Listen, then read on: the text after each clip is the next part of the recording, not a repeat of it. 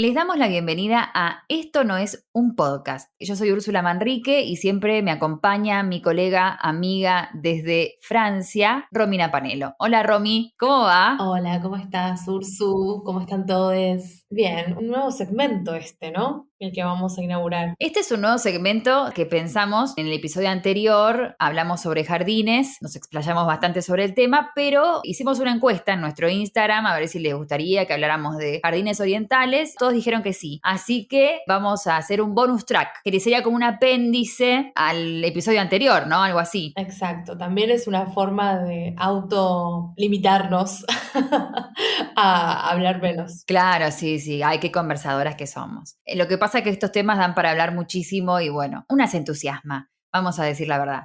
Así que acá vamos a hacer un bonus track, como un flash de jardines orientales. Porque claro, nosotras estudiamos arte, pero en Occidente, entonces mucho de lo que hablamos o muchas de las cuestiones están relacionadas con este costado del mundo, ¿no? Con la historia del arte tradicional, con la historia del arte occidental, y Oriente queda ahí un poquito relegado, si bien es súper influyente y siempre lo estamos mencionando, no lo tenemos tan presente. Así que hoy le vamos a dedicar este bonus track a Oriente. Sí, sobre todo en el episodio completo, digamos, de jardines, cuando hablamos de jardines ingleses, tienen mucha influencia de los jardines chinos. Entonces está bueno también que tiremos alguna data sobre estos jardines, también para que ustedes los aprecien, ¿no? Se van al jardín japonés y Sí. nada, capaz pueden encontrar algo de lo que vamos a hablar. Claro, aparte de darles un poquito de crédito, es muy Sí, importante que obvio. también tienen culturas milenarias y que también son parte de todo esto. Sí, de la historia de la cultura. Por supuesto, claro. Me parece que podríamos empezar por el chino, que bueno, el japonés después deriva un poco del chino. Si bien es diferente, digamos que el original es el chino. Los primeros registros que tenemos de cuando comenzó la idea esta del jardín en China fue con la dinastía Shang en el siglo IX antes de Cristo, o sea, bastante anterior, y alcanzó su esplendor en la dinastía Ming,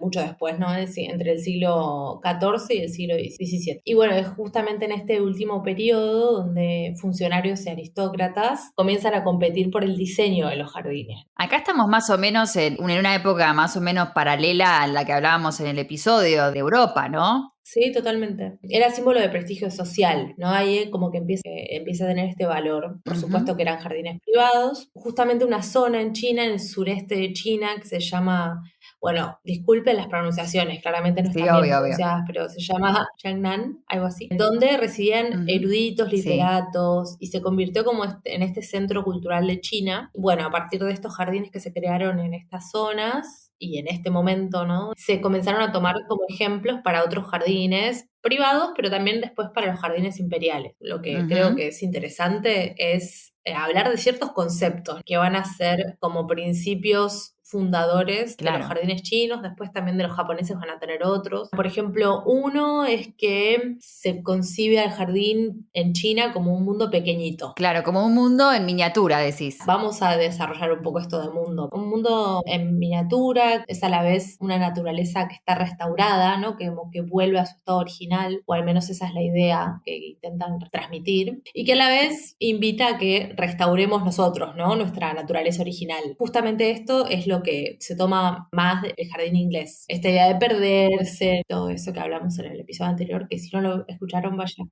También de la pérdida de la simetría, ¿no? Que el inglés lo tenía mucho, que no estaba tan marcado, que lo tenía medio desdibujado a eso. Exactamente. Bueno, hay diferentes fuentes, ¿no? De donde podemos encontrar que hablan de estos jardines, en tratados, en referencias históricas, literarias. Bueno, hay tres principales que vamos a hablar muy brevemente. Una es el confucianismo, que no es jardines y confusión. No, no es que estaban confundidos, es de Confucio con C. Confucio era un tipo, un filósofo, bueno, que predicaba, ¿no? Tenía esta idea de, bueno, el cosmos como la armonía, intentaba practicar una filosofía moral, humanista, bueno. Le da mucha importancia al ritual, el confucianismo, al ritual funerario, la reunión familiar, al entierro, al velatorio, al culto a los antepasados, etc. Confucianismo viene más de filosofía y más práctica, ¿viste? Más de lo terrenal. Después tenemos el budismo, pero el budismo viene un poco más de la India, es mucho más antiguo, tiene que ver con lo religioso, con la espiritualidad, no tanto con la práctica práctica terrenal. Y bueno, y creen en esta idea del karma, ¿no? El fin último del budismo es liberarte de este ciclo de reencarnación. Y después tenemos al taoísmo. Estas tres corrientes van a influir todas en los jardines, chinos y japoneses. Igualmente tienen un montón de similitudes y por eso es fácil confundírselas. Bueno, el Tao viene de China, como el confucianismo. Tao quiere decir camino. Entonces, más que limpiar mi karma, ¿no? Limpiar mi mente, como el budismo, es unirme al camino, ¿no? Hacerme uno con el camino. El camino como ese transcurso, no tanto para llegar a cierto lugar, sino como el transcurrir, digo yo, ¿no? Cuanto a la filosofía. Exacto. Muchos conceptos van a venir de estas tres corrientes, sobre todo de taoísmo y confucianismo. Mira, hay un libro que se llama el libro clásico de los cambios, me encanta el nombre, es del 1200 más o menos antes de Cristo. Capaz esto te suena, también se llama el libro de los I Ching. En los 90 estaba muy de moda esto, ¿no? El Yin, el Yang, el I Ching, el Feng Shui.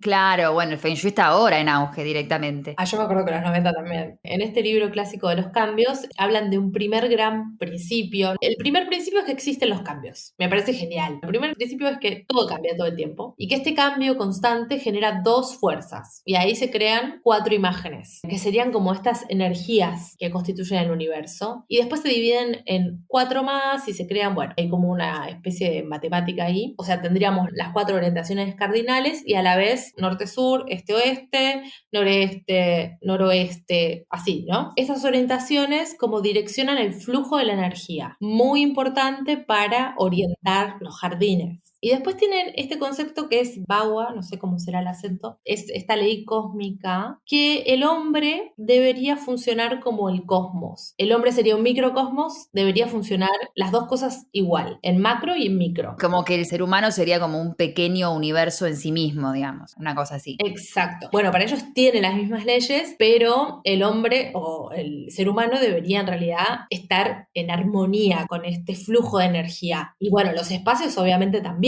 Por eso también el Feng Shui, bueno, todo esto. Todas estas ideas van a ser muy importantes para la orientación jerárquica en la arquitectura. Recordemos que los ancestros son muy importantes en estas culturas. El culto a los ancestros es muy importante para que haya también armonía en lo social. A discutir, ¿no? Pero bueno, ahí volvemos al yin y al yang. La idea esta de lo lleno y lo vacío. Y todas estas cosas van a estructurar el jardín. Esta idea del flujo de energía, la idea del microcosmos y de la jerarquía, el lleno y el vacío. Entonces, el jardín representaría esto, lo vacío, pero lo vacío no tiene una connotación negativa en estas culturas. Todo lo contrario, de hecho, es como forma parte de esta dualidad. No está como la concepción malo, bueno, sino como de algo que necesita de otra cosa para desarrollarse. La vida necesita de la muerte, el vacío necesita del lleno, como que una cosa necesita de la otra para continuar en este ciclo. Sí, sí, totalmente. Y además, bueno, el jardín representando este vacío hace de articulador en toda la edificación. En el jardín chino va a estar integrada la arquitectura, la pintura, la literatura. Hay como una búsqueda común también en este sentido. Y bueno, va a estar articulado el edificio en este sentido, teniendo en cuenta lo que dijimos,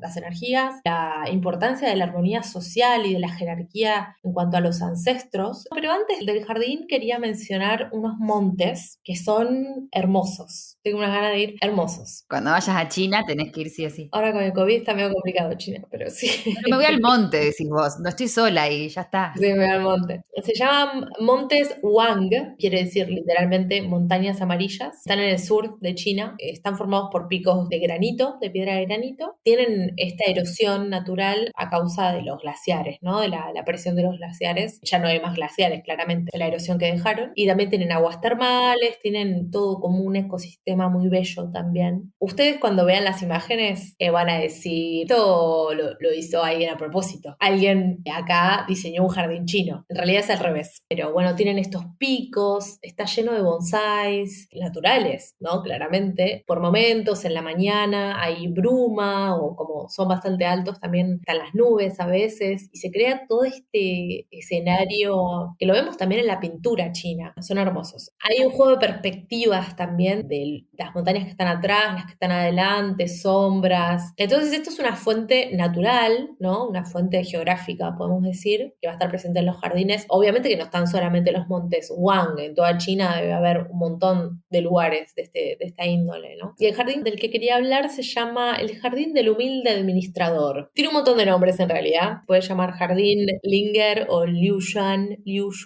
Comenzaron a construir en el siglo XVI, o sea, 1593 más o menos, al oeste de Shanghái. Es el jardín clásico más importante de China. Lo nombraron Patrimonio de la Humanidad en los 90, creo. También hay un mito alrededor del nombre, como que había un funcionario que estaba retirado y que dedicaba sus días al jardín, por eso como el administrador, y como que volvía a esa humildad, ¿no? Después de estar en cargos públicos. Aparentemente el hijo perdió el jardín en el juego, en la timba.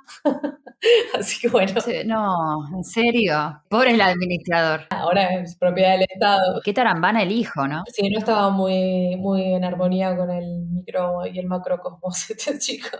Estaba en armonía con el juego, ese muchacho. Estaba Qué mal. estaba fuera del camino. Bueno. Sí, es verdad. Es muy bello este jardín, obviamente. Tenemos estos principios que hablamos. Está el jardín en el centro y hay diferentes como pabellones construidos alrededor del jardín. Es conocido por sus canales, tiene puentes. Y bueno, esta ciudad, en realidad, Shanghái es la ciudad china que más jardines conserva. La mayoría son particulares, jardines privados. Pero bueno, en este jardín podemos ver diferentes tipos de arquitectura. Y para que se hagan una idea, los edificios, o sea, lo que está construido como estructura, ocupa un tercio del terreno, o sea que no tanto. Privilegian mucho las vistas. Ustedes imaginan pabellones, es más o menos como la idea de una glorieta con arquitectura china, ¿eh? Sí, como las pérgolas. Como pérgolas, exacto. Algo así, arquitectura china y con vistas, son estructuras abiertas. Entonces la idea era que la gente, en un principio eran artistas, escritores, pintores o simplemente líderes, no, bueno,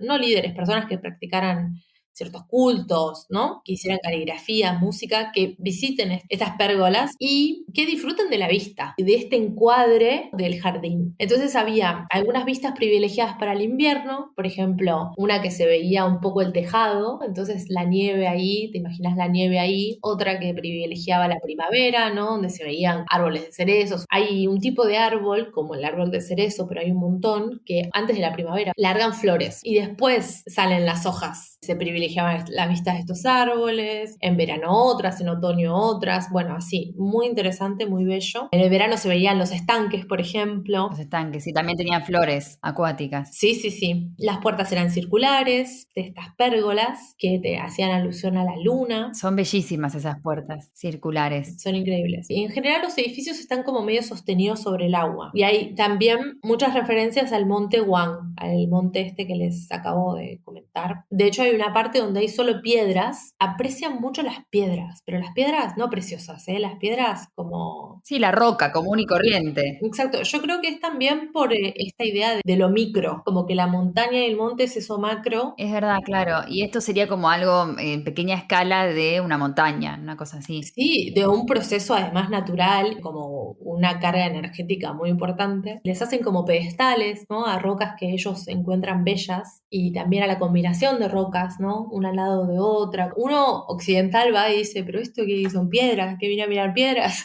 Y un poco sí, pero bueno, ellos tienen un criterio diferente. Es verdad también que a veces las piedras adquieren ciertas formas que las va formando la naturaleza, ¿no? Por la erosión y todo eso, o que son lindas de ver o que son bellas. ¿Por qué no? Sí, sí, sí. Hay un jardín que es el jardín de piedras, creo que es solo piedras. Y creo que nosotros occidentales le otorgamos un poco más de valor energético a las piedras preciosas, ¿no? Al cuarzo, a todas esas. Pero bueno, para ellos todas las rocas tienen un valor. Está muy bueno eso. Eso está bueno, sí. Vos venías hablando del vacío, ¿no? Y de la importancia. Este vacío que está ocupado por el jardín, que a su vez está relacionado con la idea de valle, con la idea de agua, es lo que estructura el lleno. O sea, como que el lleno sería la parte visible y lo vacío lo que lo estructura. Entonces, el concepto de vacío también es muy importante para analizar todos estos jardines. A mí lo que me llamó la atención fue que, bueno, tenía estos puntos en común con los que ya vimos en Occidente. Tenían que ver con esta idea de, bueno, de tener una relación más íntima con la naturaleza, con este espacio de retiro, retiro, de esparcimiento, y también este cerramiento. Acá lo que vemos es que el cerramiento, como vos decías ahora hablando de este jardín, no tiene que ver mucho con la arquitectura. De hecho, las construcciones arquitectónicas en el jardín son muy pocas. Todo lo que tiene que ver con cerrarlo o con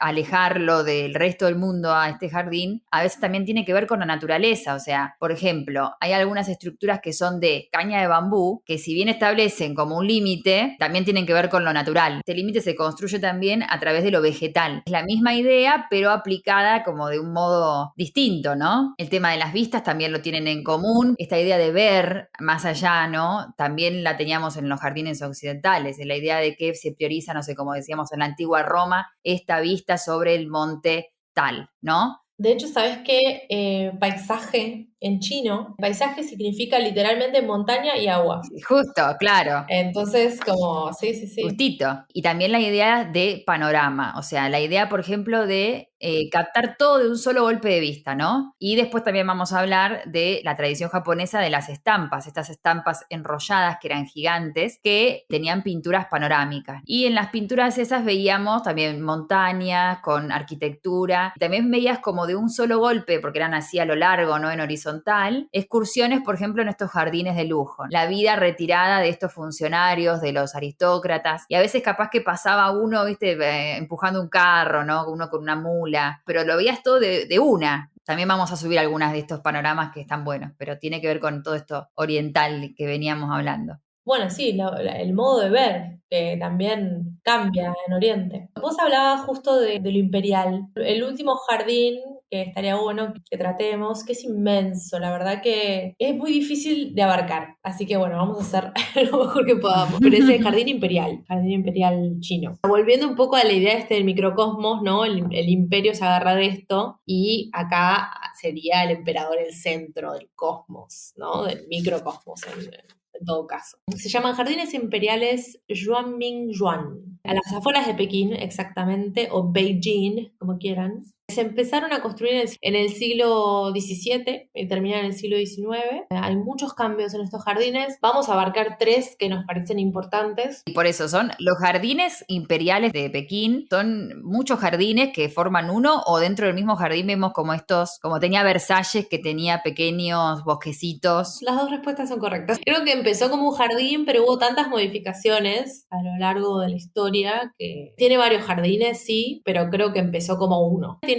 3 kilómetros cuadrados, para que se hagan una idea, 8 veces la Ciudad del Vaticano. 8 veces, ok, enorme. Sí, 650 estructuras y 130 paisajes. Están categorizados como paisajes. El origen de estos jardines es una vila veraniega del emperador. Esto fue en 1661, 1722, primer momento, ¿no? Donde se crea esta casa de verano del emperador Kangxi. El primer jardín o el primer nombre de jardín, como decía Ursu, ¿no? Estos diferentes sectores, llama el Jardín del Perfecto Brillo o Palacio de Verano. Todo esto lo van a ver en imágenes. Que bueno, el mismo principio de lo que veníamos hablando, los mismos principios de estructuración. 1722 a 1735 viene otro emperador, Yongzheng, que amplía y ahí él se muda como palacio principal. Ahí se vuelve la casa del imperio. Bueno, hace unos cambios respecto al abastecimiento de agua, crea lagos, arroyos, estanques, aporta 28 vistas pintorescas, las llaman. Vimos este concepto de pintoresco en el episodio de jardines, inspirado en lugares reales del sur de China, probablemente en los montes Huang, y crea el Gran Lago. Cuando ustedes vean las imágenes van a ver que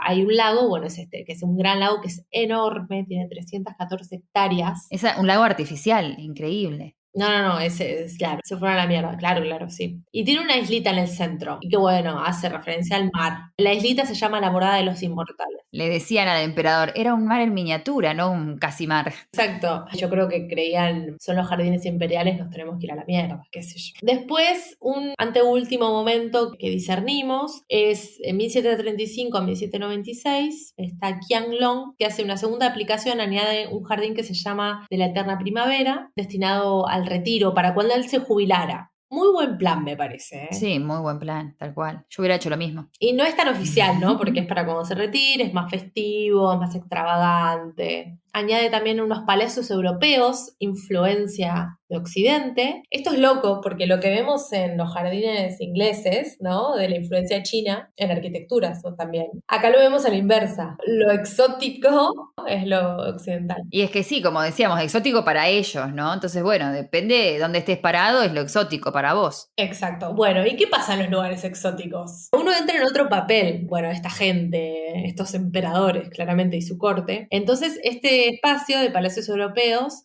era, bueno, un conjunto de edificios de arquitectura occidental destinados a celebraciones cortesanas. Lo usaban para hacer fiestas, básicamente. Y también añade el jardín de la maravillosa primavera, que bueno, es un poco más parecido, pero parecido tipo, quiero decir, a los jardines clásicos, pero es un poco más irregular en la organización. Y por último, un evento importante en este jardín es que en 1860 fue destruido, no completamente, una parte, por el ejército inglés y francés durante la guerra del opio. ¿Qué pueden hacer los ingleses y los franceses si no es saquear? Se incendió, no sé si fue accidental o no, pero se incendió. Los ingleses fueron los que más saquearon, qué sorpresa. Bueno, se llevaron unas piezas muy valiosas culturalmente, ¿no? Pero lo interesante es que estas ruinas están en el jardín hoy. Las dejaron ahí como ruinas para hacer memoria, ¿no? Sobre este evento desafortunado. Sí, un evento muy típico del imperialismo, ¿no? De ese momento. Ujú, ujú. Realmente inconmensurable visualmente y físicamente, pero también cuando uno quiere un poco leer la historia de este jardín hay mucha información. Y si nos vamos un poco a Japón, no sé qué pasa por Japón. Bueno, Japón, si bien sus jardines son diferentes, como que hereda en realidad de China, porque el budismo llega a Japón a partir del siglo VIII. Bueno, con el budismo y con todos estos conceptos que vimos al principio, ¿no? Que si bien no son las mismas corrientes, como dijimos, van por el mismo lado, ¿no? Esto lo siguen manteniendo los japoneses, este tema de la representación simbólica de una naturaleza en un pequeño espacio, lo de este ambiente para meditar, para orar, ¿no? Para tener como una experiencia religiosa también, eso lo siguen manteniendo un poco. Sí, sí, sí, totalmente. Yo creo que le dan una vuelta de tuerca muy interesante. Creo que habla mucho de la cultura japonesa también. Parten del modelo chino, pero de este modelo del microcosmos, de volver a esta energía originaria, ¿no? De la naturaleza, de la creencia de la eternidad también en la naturaleza, este ciclo que no termina nunca. Claro, sí, vuelve a empezar todo el tiempo. Sí, y mucha importancia le dan en Japón a la práctica de la creación y el cuidado del jardín, casi como una práctica religiosa. Este cuidado, ¿no? del jardín oculta la creencia de que los dioses pasan el invierno en las montañas, por ejemplo, en la primavera los van a buscar con una ceremonia para ser llevados a los campos de arroz. Bueno, todo como este mito, ¿no? que hay alrededor de esto, para después ir de nuevo a la montaña, de nuevo el ciclo del que hablábamos. Hay que considerar también que Japón es mucho más chico que China, ¿no? El 70% son islas. Hay un paisaje muy montañoso. Esto que decíamos de la apreciación de la belleza de una piedra también viene de China, pero ellos lo llevan a otro extremo. Y también tienen una fascinación de la manipulación de las plantas. Claro, a mí lo que me pareció también interesante de Japón, este tema de que el jardín lo puede tener todo el mundo, ¿no? Como que hablamos mucho de los jardines majestuosos que son los que nos han quedado hoy, como que era una práctica, como vos decías, que era que podía practicar todo el mundo. Si era una persona pobre, vos podías tener tu espacio como para tener tu pequeño jardín, ¿no? Sí, yo creo que en Japón igual tiene más que ver con todo esto, pero como que lo llevan a un escalón más arriba en el sentido de la disciplina. Es decir, el cuidar un jardín o el crearlo, bueno, crearlo y después cuidarlo, es una disciplina, como hacer deporte todos los días, algo así, ¿no? Y lo vamos a ver también con los bonsai, o sea, es un poco eso, ¿no? Cortar un poquito cada día, ¿no? Claro, porque los bonsáis están años para que se convierta en bonsai. Es Exacto, verdad. y también es esta idea de, bueno, es una disciplina que es un modo de vida, no es que yo estoy buscando un objetivo. Bueno, y el jardín japonés tiene que contener, literal o simbólicamente, puede estar concretamente ahí, materialmente, o simbólicamente, rocas, agua, una isla, un puente a la isla, una linterna de piedra y una casa de té. Si ustedes van al jardín japonés en Palermo, van a ver que todas estas cosas están. El principio generador de jardines en Japón es, bueno, la miniatura, ¿no? La miniaturización, que tiene que ver con esto que hablamos antes del microcosmos. Pero también hay una vista muy idealizada, a escala obviamente, pero de la naturaleza. Idealizada es clave esta palabra, porque tiene que ver con esta disciplina de la que hablábamos, con la fascinación por manipular las plantas. Y bueno, es también un descubrimiento, es un paisaje a la vez que las perspectivas van develando diferentes pistas a medida que se lo recorre. En general también pueden pensarse como para incorporar elementos del exterior, que lo vimos en el episodio anterior con los jardines italianos sobre todo, las colinas, ¿no? Los árboles, los templos, para tener este que se expanda. Muy importante la ceremonia del té. Claro. Yo no la sé, si no la haría cada día. También interesante es lo de detenerse. Siempre hablamos de que cuando uno pasea por un jardín, se detiene, como que se encuentra a sí mismo, ¿no? Medita, un montón de cosas. Este tema de la jardinería, de hacer un bonsái que para que uno pueda apreciar que es un árbol en miniatura van a pasar años, o la ceremonia del té, que también tiene varios pasos. Todo esto tiene que ver también con cultivar, aparte de la disciplina, la paciencia. No llegar a un objetivo, este tema del camino de vuelta aparece. Como bueno, disfrutar de este camino, ir pacientemente, hacerlo de un día a la vez. Una cosa así. Sí, es que creo que también es una forma de meditación a través de la práctica. Tal Que cual. bueno, lo vamos a ver después en un ratito con el jardín zen, pero en el caso del jardín verde, podríamos decir, sí, es este, de cultivar un saber hacer y ser con la naturaleza. Bueno, un concepto clave en el jardín japonés, en Japón en general, pero en el jardín japonés, es el concepto de wabi-sabi, no es wasabi, es wabi-sabi, pero capaz les suena este concepto, es un concepto estético y de disposición espiritual que deriva del budismo zen y que conecta con dos conceptos. Uno es wabi, que tiene que ver con la soledad, la sencillez, la melancolía, la naturaleza, la tristeza, la simetría, todo eso. Y sabi, que tiene que ver con lo alterado en el tiempo, la decrepitud de las cosas, el gusto por lo envejecido, el gusto también por esto que se deteriora. Entonces es la combinación de estas dos cosas, de wabi y sabi. Wabi se refiere a la plenitud y la modestia que se pueden experimentar frente a estos fenómenos naturales. Y sabi a la sensación frente a las cosas a las que no se puede detectar. Justamente lo que vos decías es el trabajo del tiempo de la historia. Porque es verdad que el trabajo de cortar una hojita por día no lo detectás de un día, de una semana a la otra, lo detectás capaz al fin de mes, no sé. Claro, sí, hay ciertas cosas que decantan con el tiempo únicamente, ¿no? Sí, y un aspecto estético de este concepto es el culto a las piedras, al jardín seco o al bonsái. Y se orienta a poder reconocer y sentir la belleza en las cosas imperfectas, efímeras y modestas. Entonces es una belleza imperfecta que no es permanente y siempre está incompleta. Siempre. Un poco todo lo que veníamos diciendo, pero bueno, ahí se explica un poco el arte del bonsái, lo de las piedras que dijimos. No sé si ustedes conocen esta técnica en la que se pega la cerámica con una laca y después se la pinta con oro. Bueno, es parte de este concepto de apreciar aquello que se alteró por el tiempo, por el uso y que haya un gusto por esto. El método se llama kintsugi, el de reparación. Sí, sí. Por ejemplo, si un objeto se rompe, eso forma parte de su historia como objeto. Ellos al volver a pegarlo y a evidenciar este pegado, lo que hacen es mostrar que ese objeto fue roto y ahora volvió a su estado, pero volvió distinto. Eso es buenísimo de verlo, ¿no? Claro, porque además para ellos tiene un valor agregado. Ahora es mejor.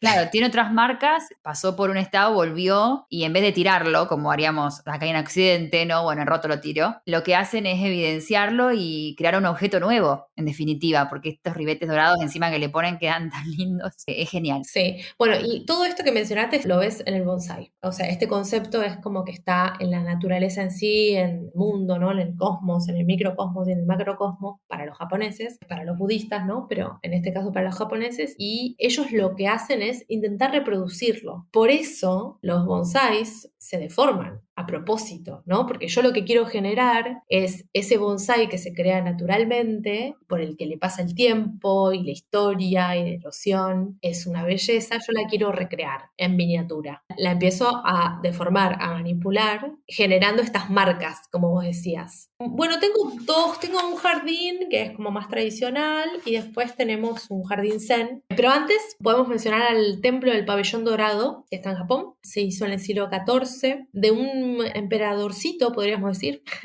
Se llamaba Yoshimitsu, porque se convirtió en gobernante a los 11 años. Y vivió en este lugar, en el templo del pabellón dorado, hasta los 51. Y después se convirtió en un templo budista. O sea, hoy en día es un templo budista. El complejo está orientado está el edificio que es el pabellón dorado, es dorado literal. ¿Cómo lograron el dorado? Está cubierto con hojas de pan de oro. Quería Increíble. Sí. Enfrente tenemos un estanque y diferentes islitas con los mismos principios que veníamos hablando. En el 1950 se incendió, un monje lo incendió, no sé qué pasó ahí. Tuvo un brote psicótico el monje. ¿Qué pasó? ¿Entendés que es de oro? A ver, Sí. No, bueno, no lo incendió completamente. Hubo un accidente de incendio. ok, Pero puede pasar. claro. Y en el 55 se reconstruye. Así que hoy, si tienen la suerte, lo pueden ir a ver. Lo que queda en la nieve es increíble. Lo que queda nevado Sí, lo que queda en la nieve y también en los reflejos del estanque enfrente, es es hermoso, hermoso. es muy lindo. La verdad que entiendo por qué vivió hasta los 51 ahí. Bueno, el jardín zen, como decías, puede estar dentro de un jardín japonés o puede ser solo un jardín zen, solito. Se cree que apareció los primeros en 1251 por un sacerdote chino, así que la influencia china está siempre. Y lo interesante es que está pensado para ser visto desde un templo. El lugar desde donde yo disfruto el jardín no es estando en, sino mirándolo desde afuera. De vuelta a este tema de las vistas, ¿no? Ajá, sí, mirándolo desde afuera y estás un poquito a un nivel más alto. En general se ve desde un templo, ¿no? El origen de este jardín zen es que se hizo para meditar mientras se lo contempla. Es un espacio de concentración. La persona estaría desde un interior contemplando el jardín zen. Bien. Sí, este principio de lleno y vacío que hablamos antes y la estructuración a partir del vacío se mantiene. Representa el universo, se inspira en la vitalidad y en la serenidad. Ubican el jardín zen, igual lo vamos a ver, pero es ese que tiene piedras y hay arena y se hacen como estas olitas de arena alrededor. ¿Ves de pequeños jardines zen que uno puede tener en su casa que tiene un poquito de arena? Tiene piedritas chiquititas, a veces tienen la imagen de un Buda pequeño también y un pequeño rastrillito, porque creo que hay que armar círculos. Son minis jardines zen que uno puede tener en su casa si no viaja a Japón. Son económicos algunos, ¿eh? Son económicos. Ah, mira, muy bueno. En los jardines zen no hay agua. Hay piedras que hacen alusión a montañas y hay arena que hacen alusión al mar. Entonces se genera esta idea de mar y montaña, o sea, de mundo, ¿no? De tierra y agua, básicamente.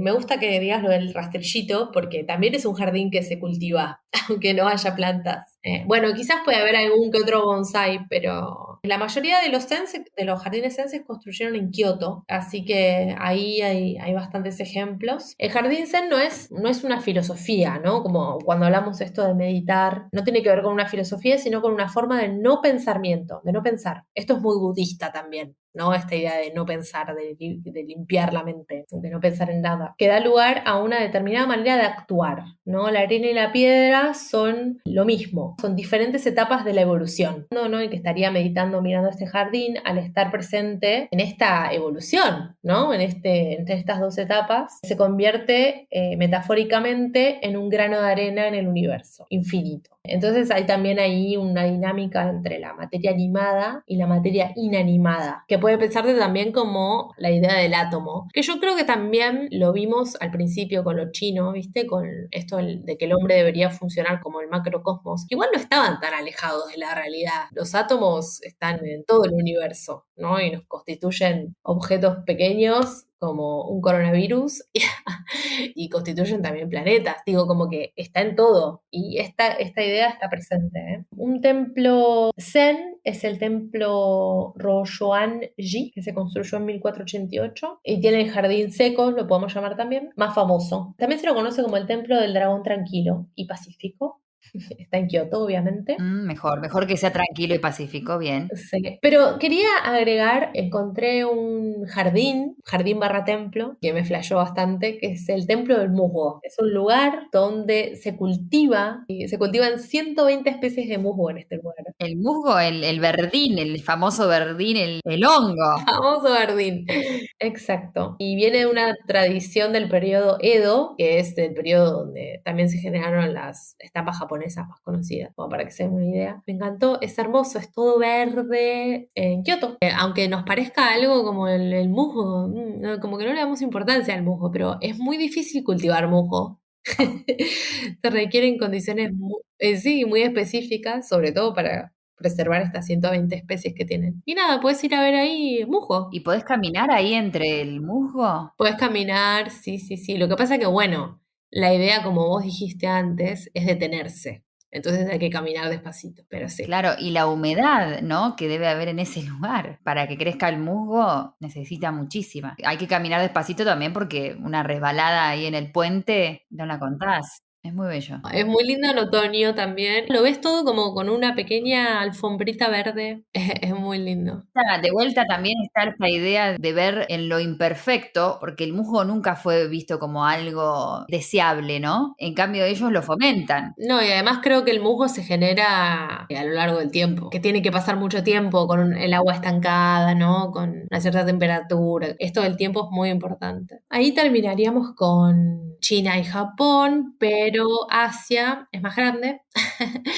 Y tenemos, nada, un pequeño comentario sobre el jardín, ¿cómo llamarlo? Ese jardín persa, pero a la vez ese jardín árabe. Vamos a ver por qué. En el episodio de jardines hablamos del jardín árabe a partir de la Alhambra, ¿te acordás? Me acuerdo, sí, del hispano-árabe. Ujú. Y dijimos un par de cosas que vamos a ver que se repiten acá. También vimos al principio los jardines de Babilonia, ¿recuerdan? Me acuerdo, sí, divinos. Así que bueno, esta idea de jardines persas, indio-mongol, viene del Irán antiguo, es decir, de Persia, es decir, cultura mesopotámica, es decir, un poco jardines de Babilonia. Está bueno hacer esa línea, ¿no? Porque estamos tan lejos que a veces nos confundimos todo Asia. No, claro, es que además vamos a ver cosas que se repiten, por eso también es interesante. Bueno, primero decir que jardín era jardín paradisus. Paradisus quería decir jardín en Irán antiguo. O sea, un jardín ornamental, diferente a un jardín hortus, que sería donde cultivamos nuestros vegetales, nuestras florcitas. Claro, más utilitario. Exacto. Personaje muy importante en este contexto en la India mongola, siglo más o menos XVI, es Babur o Babar, capaz lo tienen como Babar. ¿Te suena Babar? El dibujito, sí, el dibujito del elefante. Creciendo en los 90. Ajá, ay, me encantaba Babar, me encantaba. Era medio aburrido, me parece, pero a mí me encantaba. Babar fue el fundador de un imperio, del imperio mongol, en realidad, que fue turco-islámico, ¿no? Acá también relaciones con lo que vivimos anteriormente. Y este buen hombre escribió sus memorias y escribió poesías. Entonces, esta sería una de las fuentes principales de donde obtenemos la información sobre cómo eran los jardines indios mongol. Para que se den una idea, el imperio mongol en ese momento del siglo XVI comprendía la India, Pakistán, Bangladesh, Afganistán, Nepal e Irán. Bastante grande. En sus memorias él habla un montón de, bueno, de cuando fundó el imperio, de los territorios que iba conquistando, ¿no? De los cambios que iba haciendo, bla, bla, bla. Y en un momento habla de cuando comienza a hacer, por ejemplo, canales, ¿no? En ciertos lugares del imperio más áridos de agua, porque su idea era crear un jardín. Piensen que este hombre venía con esta idea turco-islámica del jardín. Entonces empieza a generar piletas octogonales, habitaciones privadas, el hammam. El hammam, ubican que es el hammam, es el sauna. ¿Eso lo ponen entre medio de los jardines? Bueno, sí, en el complejo, pero tiene que ver con Ok. este juego también de agua, ¿no? Con esta utilización del agua. El hammam es el sauna húmedo, viste que tenés el seco y el húmedo. Jardines ordenados y simétricos. Que esto lo vimos en la Alhambra, ¿no? Esta concatenación de espacios abiertos y cerrados, abiertos y cerrados. Y chiquitos, ¿viste? No tan extensos como los jardines italianos o los franceses. Pero este juego entre lo abierto y lo cerrado viene de lo islámico, digamos. Muy importante para estas culturas los frutos y los olores. Cuando imaginamos un jardín de origen islámico, o bueno, en este caso indio-mongol, viene perfume a naranjos, a jazmines. Los árboles frutales eran muy importantes, había manzaneros, perales, damasqueros, cerezos, había estas reservas de agua con peces. Y la idea de los árboles frutales tenía que ver con la idea de el renacer, del árbol que siempre da fruta. Y los jardines en general eran jardines tumba también, viene de este modelo persa, que es el que introduce Babar, con canales perforando el medio de los pasajes. Esto lo vimos en la Alhambra también, en el medio, ¿no? De los patios y de los jardines, como estos pequeños canales de agua. Como que irrumpen en el medio, ¿no? Del jardín cuando uno va caminando y se encuentra. Sí, totalmente. Irrumpen en el medio, pero a la vez continúan. Muchas veces continúan, tenés el espacio cerrado, el espacio abierto y el canalcito de agua continúa en los dos. Como que los une. Ujú, exacto. Mucha importancia de esta organización cuatripartita. Siempre estar cortando en ejes, en 90 grados, haciendo referencia a 4 ríos que bañaban el jardín del Edén del Corán, ¿no? Obviamente. Muy interesante. Los 4 ríos del Corán nacen de montañas y es interesante porque mencionan un olor, un aroma que es el musk. ¿Te suena? Ay, me resuena. Te resuena, ¿sabes por qué te suena? Porque es una fragancia muy utilizada para los perfumes. Y sabes que es una esencia, en realidad no viene de un lugar muy, muy agradable. Es una esencia que utilizan algunos animales para ahuyentar a sus predadores. El más conocido que tenemos es el zorrillo, viste que te tira ese olor horrible. Pero hay otros animales que usan estrategias parecidas o con otro olor, no obviamente, pero... ¿El olor es más agradable del musk de otros animales? No, claro, es que lo sacan de esta glándula, no sé, viste que igual nos gustan los olores raros, no sé, el olor a Roquefort digamos que no es lindo. Si lo pones de ese modo es terrible, pero sí, sí. Es terrible, pero nos gusta. Bueno, entonces este musk aparentemente venía de las montañas estas en el Corán. Bueno, y hay toda una descripción en el Corán de que a la orilla de estos ríos había perlas, rubíes, y los ríos eran de vino, que no emborrachan, ojo, de miel purificada, de leche de gusto inalterable y de agua incorruptible. De esto estaban hechos los 4 ríos. Bueno, conveniente. Bueno, aunque capaz me gustaría emborracharme en el Edén, qué sé yo. Ya que estoy en el Edén, que no me puedo emborrachar. Bueno. Claro, sí, sin alcohol es como medio raro. Bueno, pero viste que ellos no toman alcohol. Los musulmanes no toman alcohol y creo que tiene que ver con esto. Sí, es verdad. Los musulmanes no toman nada que, como decía Malcolm X, que turbe la mente, el entendimiento. Ajá, sí, bueno, Baco estaría en desacuerdo. Para Baco lo que nos turba la mente es la conciencia. Bueno.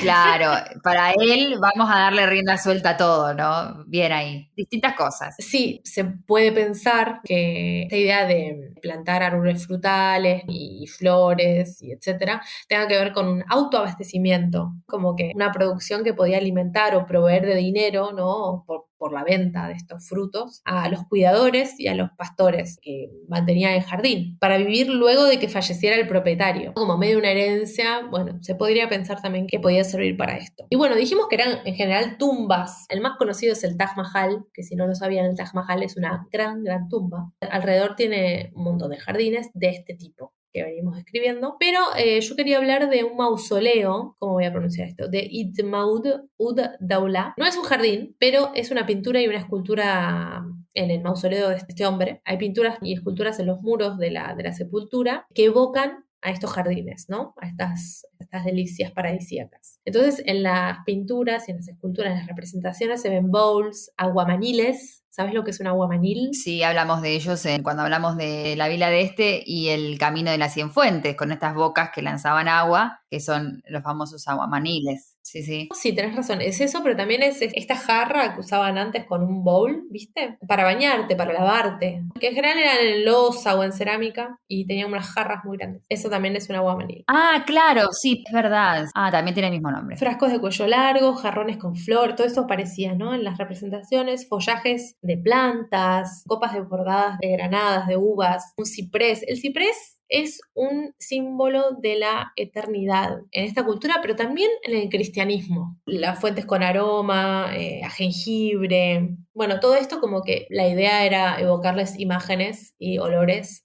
y gustos de lo que es un jardín, de estas raíces turco-islámicas y a la vez mongolas. Claro, todo esto se veía en las pinturas, ¿no? Sí, y en esculturas, sí, que había. Y por último, bueno, hacer un comentario sobre la botánica en este tipo de jardines y en este periodo, donde se empieza a querer registrar la botánica, ¿no? De la zona. O sea, es una representación, ¿no? De la flora local, pero también hay mucha influencia occidental en este caso, porque llegan un montón de, o bien manuales, o enciclopedias, o bien estudios, o ya taxonomías, podríamos decir, de la botánica occidental, ¿no? Entonces hay mucha influencia en cuanto a el estilo de cómo se dibuja la planta. Y estas obras, ¿no? De los herbarios y las botánicas llegaron gracias a los jesuitas, a los famosos jesuitas que estuvieron por todos lados. Estuvieron por todo el mundo, evangelizando. A fines del siglo XVI, 1580, llegaron las primeras obras y ahí hubo una gran influencia en cuanto a representar la botánica. Claro, sí, por representar la flora y la fauna de determinado lugar, ¿no? Vamos a poner imágenes de estas plantitas. Interesantísimo entonces, estos jardines orientales que estuvimos viendo. Otro mundo, ¿no? Otro mundo. Pero ahora, gracias a la búsqueda de Úrsula, se pueden comprar un jardín, un mini zen, un mini jardín zen. Si no tienen jardín en su casa. En internet se consigue todo, así que si claro, ¿no? Uno no tiene jardín, vive en la capital, puede comprarse unos zen y bueno, rastrillar un poquito la arena, meditar y ya estás, claro, ¿qué más querés? Ir a Japón, viajar. Mira, te compras un jardín zen y un bonsai y estás. Claro, me pareció muy interesante que tengamos también en cuenta este aspecto del mundo. Si tenemos más belleza, ¿por qué no verla? ¿Por qué no apreciarla? ¿Por qué no saberlo? Así que por eso se lo queríamos traer, este pequeño bonus track. Nos volveríamos a encontrar en el próximo episodio de Esto no es un podcast, en donde también divagaremos y hablaremos sobre arte, o al menos intentaremos hacer. ¿Te parece? Sí, por supuesto que nos vamos a volver a encontrar. Sí, me parece muy bien. Te mando un beso y un abrazo enorme.